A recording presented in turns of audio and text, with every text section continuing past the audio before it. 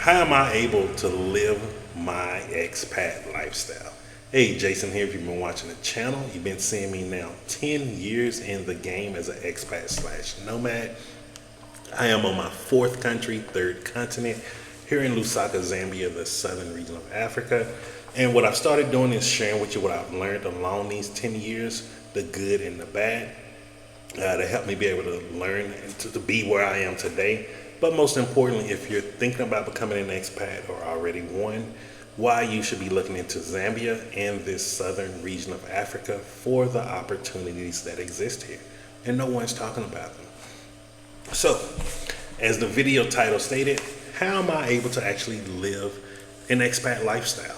I know a lot of people be like, man, I want to do that. You're lucky. I'm going to tell you right now, luck has nothing to do with it. I wish it did, because then that means I could go play the lottery and hit big every year and be good. But the truth is, it took work. It took self-work. It took changing my self-identity. I had to change myself from the identity of this kid that grew up in Dallas, Texas, grew up around uncles with drugs and seeing different things within the community, to someone who knew he was a person that could travel the world, and it was his right to travel the world. That may sound easy, but trust me, it took hard work. And so there's actually 3 steps to doing this. And if you're thinking about leaving the country, I would tell you right now, write down these 3 steps and really answer yourself seriously if you're lacking in any one. If your answer is no to any of these, you're not ready to leave yet. And I'm not saying that to be mean or rude or to discourage you. I want you to be able to leave and be comfortable. Like, I don't think a lot of people get, like, if things can get scary living overseas. Like, even here in Zambia, it's a very safe country. No one's going to be coming and hurting you. You're not going to hear gunshots. You'll probably never even see a fight here. But it can still get scary. And what I mean by getting scary is you're literally across the world. You're on the other side of the world. There's no one here like it is back home where, let's say if you forgot to get food or something, or you got called in late at work and the kids are hungry, you can call someone in the family, hey, can you go do this for me? You don't have that here. It's just you. And if you're not financially in the place to be where you need to be, or can say yes to all 3 of these questions, it can get scary if you hit that rough patch. Like, it can get scary if you, maybe let's say if you did too much fun and adventures as a single guy, now it's halfway through the month and you may be down to 50 to 100 US dollars. But you've been spending maybe $1,000 US dollars a week. How are you going to make those last 2 weeks? Like, these are the things you have to understand that are important. These are the things that are going to stop you from being able to fully reach your dream of living overseas.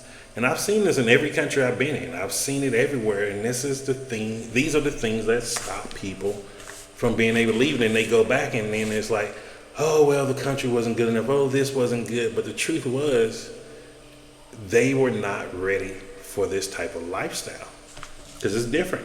And really ask yourself this too. How many people do you know firsthand that are doing this? Most people, if you tell them, hey man, I'm going to leave the country, they can be like, oh, you crazy. Oh, is it safe? They don't know. So when I left, I didn't know anyone doing this. And I just told myself, I'm going to figure this out. I'm not coming back. And I sold everything. Everything. Even my $2,000 pots that was a stainless steel, they were cast iron wrapped in stainless steel pots that you did not have to use oil in. I bought them from the State Fair of Texas. Those were the best pots and pans I ever had in my life. I said, you know what? I told CC, I was like, man, I want to be able to cook for you on some good pots and pans. I'm tired of this cheap aluminum stuff. And I did it. And it hurt me when I let those pots and pans go. But it was going to cost me like $500 to $1,000 to ship them. They were so heavy. And so what is the first step to living abroad? You got to ask yourself, are you disciplined? Now, when I say, are you disciplined, what that means is, can you give yourself a command and keep it? Especially when it comes to money. A lot of people are disciplined in a lot of areas of their life, but everyone is not disciplined in money. Like, can you tell yourself, hey, I'm only spending $100 a week, and that is it? Meaning that's give you $400 a week to spend as, whatever type of money you want to do, having fun, going out to eat, drinking. But can you stick to only doing that $400 a month? I'm sorry, if you're doing 100 a week. Because if you don't, and you keep going, oh, this month I averaged 300 a week. This month I averaged 200 a week. You're going to find yourself running through your resources, especially if you're coming with a fixed amount of cash instead of cash that's coming in every month. Or you may find yourself broke before the month is almost over. And now it's like, how are you going to feed yourself? If you need to go to the doctor or something, if you need to take your kids somewhere, how are you going to accomplish these things? That is why you have to ask yourself, are you disciplined? And answer truthfully. There's nothing wrong with saying no.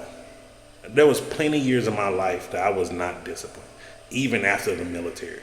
That's just the truth. It is what it is. But it doesn't mean that you can not become disciplined. Like, once you understand your fault, that's how you actually improve on it. But lying to yourself or trying to make yourself feel better because you don't want to really